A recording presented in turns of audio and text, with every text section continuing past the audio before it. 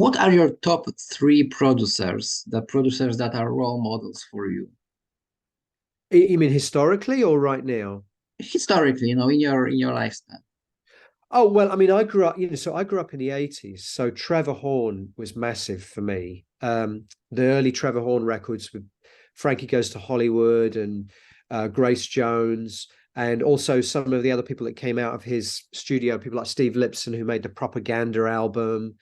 Um, those records completely blew my mind, in the 80s. They blew everyone's mind. They kind of, they raised the bar in terms of what was sonically possible with music. In more recent years, I love a lot of electronic music. So I love people like Aphex Twin and Ortega, and this idea of the kind of, I know you're asking about producers, but there's a whole generation where the kind of lines between what is a producer and what is a musician are kind of blurred.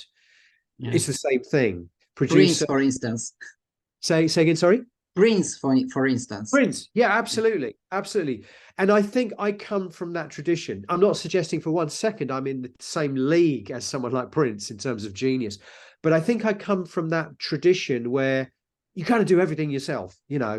You're sitting in front of a computer, you're sitting in the studio with a guitar on your lap, but you're also recording it, you're also producing it, you're also mixing it. And I think I've grown up pretty much through that generation of bedroom. I mean, I came out making music from my bedroom. So I've grown up in an era where, I kind of felt like I had to learn how to do a bit of everything, a bit of engineering, a bit of mixing, a bit of producing, a bit of guitar, a bit of voice, how to write lyrics, how to write music. And so I suppose to me, the whole 90s explosion of bedroom musicians was a big. Aphex Twin was a massive. But Prince, yeah, absolutely. That's a great example. Prince is another great Yeah. example for me.